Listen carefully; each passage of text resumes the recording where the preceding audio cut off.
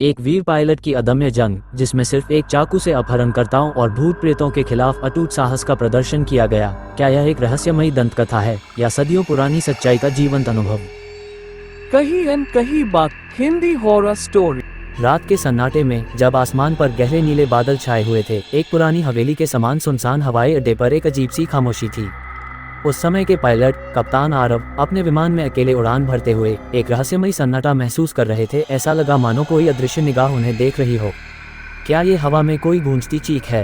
उन्होंने अपने मन से पूछा, जबकि उनके दिल की धड़कन तेज हो गई थी और उनकी आंखों में एक अनकही पीड़ा झलकने लगी थी। उस रात जब आसमान में बिजली के टकराने की आवाज गूंज रही थी, आरव को अचानक से एक विचित्र अनुभव हुआ, मानो उनके चारों ओर कोई भूतिया मौजूद हो जो सदियों पुरानी कहानियों से बाहर निकलकर जीवंत हो उठे हों। उन्होंने देखा कि विमान के अंदर अचानक से ठंडक छा गई और हर कोने से एक अजीब सी फुसफुसाहट उठने लगी। क्या आप तैयार हैं, आरव? ऐसा कोई स्वर गूंज उठा था जो उनके साहस और संकल्प की परीक्षा ले रहा था। तभी अचानक जैसे ही विमान ने एक सुनसान क्षेत्र को पार किया, उसकी बाहरी दीवार पर अजीब सी खरोंचों की आवाज आने लगी, मानो कोई चाकू की धार से काटते हुए। अचानक बिना किसी चेतावनी के विमान के बाहर कुछ आकृतियां झलकने लगीं।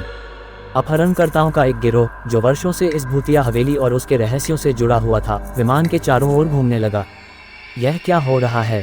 आरव ने अचंभे से चिल्लाया, जबकि उनके हाथ में थमा चाकू एकमात्र साधन था जिसे वे इस खतरनाक स्थिति में इस्तेमाल कर सकते थे। अपहरणकर्ता, जो अपने चेहरे पर नकाब और भयावह मुस्कान लेकर आए थे, विमान की खिड़की पर झांकते हुए आरव की तरफ बढ़ने लगे। एक पल के लिए ऐसा लगा मानो अंधेरे की छाया उनके चारों ओर नाच रही हो, एक ऐसा नृत्य जो भय और खौफ के मेल से भरा हुआ था। आरव ने अपनी आंखों में संकल्प के साथ खुद से कहा, अब वक्त आ गया है, मैं लड़ूंगा, चाहे हालात कितने भी विपरीत क्यों न हो। आरव का दिल तेजी से धड़क रहा था, लेकिन उनके मन में एक अजीब सी शांति भी समा गई थी। उन्हें याद आया कि उनकी उड़ान का यह मार्ग सदियों पुराना है और इस क्षेत्र में कई बार प्रेत आत्माओं का वर्णन किया गया है, वो आत्माएं जो अपहरणकर्ताओं के साथ जुड़ी हुई थीं। क्या ये वही आत्माएं हैं जो इन अपहरणकर्ताओं में समा गई हैं? उन्होंने अपने आप से सवाल किया, जबकि उनके मन में कई भावनाएं उमड़ने लगी, आशंका, क्रोध, उत्सुकता और एक अजीब सी श्रद्धा भी। जब अपहरणकर्ता तेजी से विमान के करीब आए तो अचानक से कुछ ऐसा हुआ जिसे देखकर सभी होश उड़ गए। विमान के अंदर दीवारों पर प्राचीन चित्र बनकर उभरने लगे। ये चित्र एक पुराने पौराणिक युग की याद दिला रहे थे, जहां साहस, बलिदान और अदम्य आत्मा की गाथाएं लिखी गई थीं। चित्रों में दिख रहा था एक पायलट जो अपने चाकू की धार से अंधेरे से लड़ता हुआ दिखाई दे रहा था, मानो वह अपहरणकर्ताओं के साथ ही उन भूतों से भी लड़ रहा हो जो सदियों से लोगों के मन में डर और आश्चर्य का कारण बने हुए थे। आरव ने तुरंत अपने विमान के कैबिन में उपलब्ध एक पुराने दस्तावेज को याद किया। ये दस्तावेज उनके दादा द्वारा लिखी गई कहानी थी, जिसमें एक प्राचीन योद्धा पायलट की वीरता का वर्णन था जिसने सिर्फ एक चाकू लेकर अपहरणकर्ताओं से मुकाबला किया था। दस्तावेज में लिखा था, जब भी अंधेरा अपने चरम पर होता है तब एक अजेय आत्मा जाग उठती है और उसका चाकू केवल साहस और सत्य का प्रतीक होता है। ये पढ़कर आरव के अंदर एक नई ऊर्जा का संचार हुआ। वे जानते थे कि उनका ये संघर्ष केवल वर्तमान नहीं बल्कि सदियों पुरानी परंपरा का हिस्सा है। क्या मैं भी वही वीर बन पाऊंगा? उन्होंने अपने आप से पूछा, परंतु जवाब में उनके अंदर एक गूंजती हुई आवाज आई, हाँ, क्योंकि तुम्हारे खून में वही साहस है, वही जुनून है।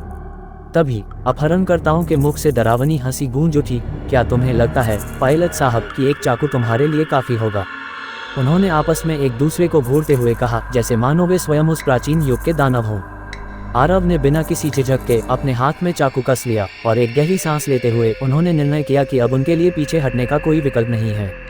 अचानक विमान के दरवाजे पर जोरदार खटखट हुई। अपहरणकर्ता तेजी से अंदर घुस आए। हर कदम के साथ हवा में एक अजीब सी गड़गड़ाहट फैल गई, मानो आत्माओं का राग बज उठा हो। आरव ने अपनी आंखों में चमत्कारिक चमक महसूस की। उनकी आंखों में डर के बजाय एक अटूट आत्मविश्वास झलक रहा था। क्या यह मेरा समय है? उन्होंने चुपचाप मन में कहा और अपने चाकू की धार को और तेज किया।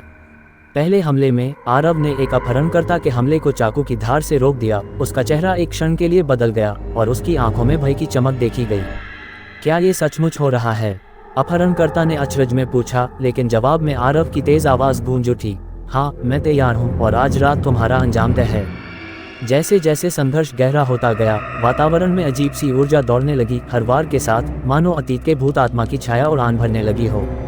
आरव के चारों ओर चित्रों में उभरते हुए योद्धाओं की छवियां भी दिखाई देने लगी जो उन्हें सहारा दे रही थी। क्या यह मेरे दादा की आत्मा है? आरव ने अचंभे में पूछा, परंतु उनके जवाब में केवल एक सन्नाटा ही था जिसे तोड़ती हुई तेज हवा की आहट गूंज उठी।